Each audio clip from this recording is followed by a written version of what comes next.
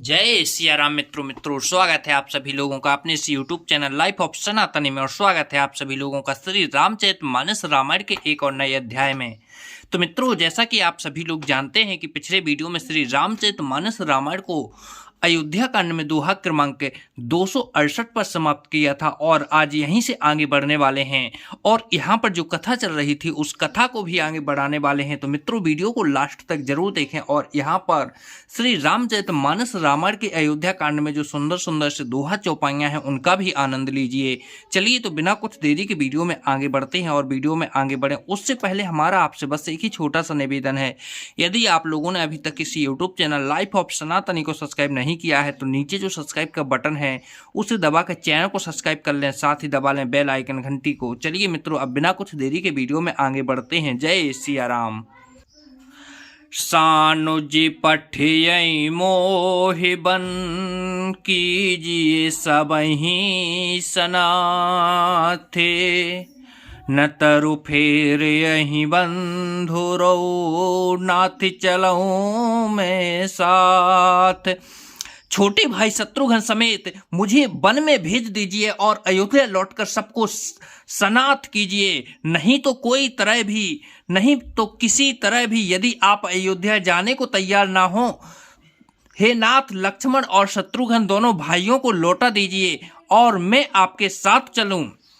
न तुर नाही बने नितिन भाई, बहुरैसी सहित रघुराई, जहि विधि प्रभु प्रसन्न मने होई, करुणा सागर कीजिए सोई। अथवा हम तीनों भाई बन चले जाएं और हे श्री रघुनाथ जी, आप श्री सीता जी सहित अयोध्या को लौट जाइए। हे दया सागर, जिस प्रकार से प्रभु का मन प्रसन्न हो वही कीजिए।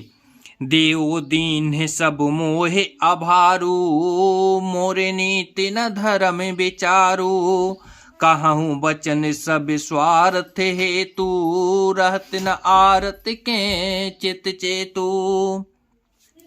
हे देव, आपने सारा भार जिम्मेवारी मुझ पर रख दिया, पर मुझ में ना तो नीति का विचार है न धर्म का। मैं तो अपने स्वार्थ के लिए सब बातें कह रहा हूँ। आज दुखी मनुष्य की चिंता में चेत विवेक नहीं रहता। उतरु दे सुन स्वामी रजाई, सो सेवक लखिलाज लजाई, असमें अवगुण उदधि अगाधु, स्वामी स्नेह सराहति साधु। स्वामी की आज्ञा सुनकर जो उत्तर दे, ऐसे सेवक को देखकर लजा जाती है। मैं अवगुणों का ऐसा अथाह समुद्र हूँ कि प्रभु को उत्तर दे रहा हूँ, किंतु स्वामी आप स्नेह बस साधु कहकर मुझे सराहते हैं। अब कृपाल मोहे सो मति भाबा, सकुच स्वामी मन जाए न पाबा, प्रभु पद सपथि कहूँ सत्य भाऊ, जग मंगल हित एक उपाऊ। हे कृपालु, अब तो वही मत मुझे भाता है जिससे स्वामी का मन संकोच ना पावे। प्रभु के चरणों की शपथ है, मैं सत्य भाव से कहता हूँ, जगत के कल्याण के लिए एक यही उपाय है। प्रभु प्रसन्न मन सकुचे तजी, जो जहि आय सुदेबे, सो सिर धरि धरि करहि, सबो मिटहि अनटे अब रे। प्रसन्न मन से संकोच त्याग कर प्रभु जिसे जो आज्ञा देंगे उसे सब लोग सिर चढ़ाकर पालन करेंगे और सब उपद्रव और उलझने ने मिट जाएंगी।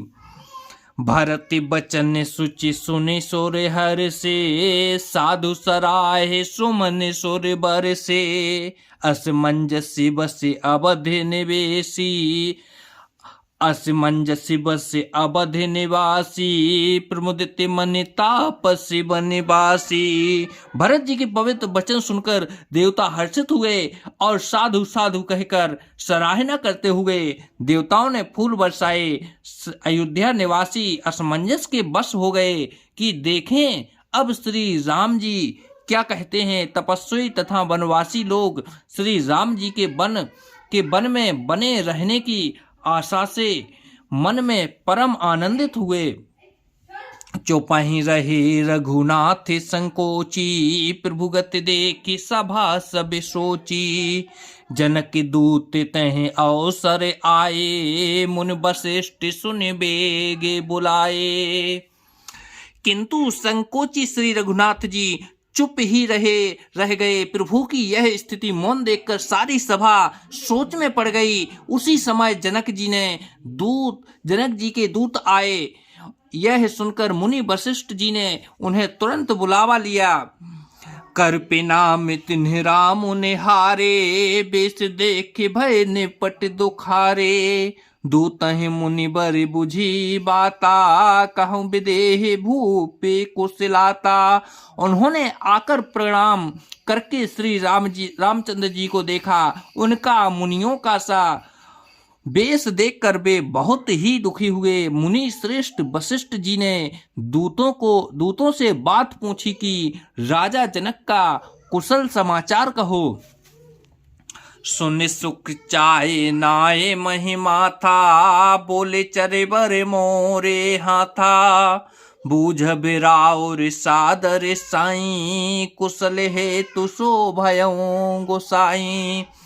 यह मुनि का कुशल प्रश्न सुनकर सकुचाकर पृथ्वी पर मस्तक नवाकर वे श्रेष्ठ दूत हाथ जोड़कर बोले, हे स्वामी, आपका आदर के साथ पूछना यही है गोसाई कुशल का कारण हो गया।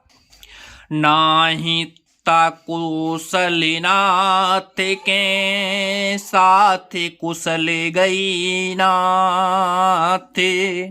मिथिला अवधि विशेष ते जगु सब भयऊ अनाथ। नहीं तो है नाथ कुशल क्षेम तो सब कौशल नाथ दशरथ जी के साथ ही चली गई। उनके चले जाने से जो तो सारा जगत ही अनाथ स्वामी के बिना असहाय हो गया, किंतु मिथिला और अवध जो विशेष रूप से अनाथ हो गए। कौशल्यपति गति सुनि जन कौरा, भे सब लोक शोके बस बोरा। जहीं देखी तहीं समय विदेहु, नाम सत्य अस लागी न केहू। अयोध्यानाथ की गति दशरथ जी का मरण सुनकर जनकपुरवासी सभी लोग शोक बस बावले हो गए, शुद्ध बुद्ध भूल गए। सब उस समय जिन्होंने विदेह को शोक मगन देखा, उनमें से किसी को ऐसा ना लगा कि उनका विदेह देहाभिमान रहित नाम सत्य है, क्योंकि देहाभिमान से शून्य पुरुष को शोक कैसा।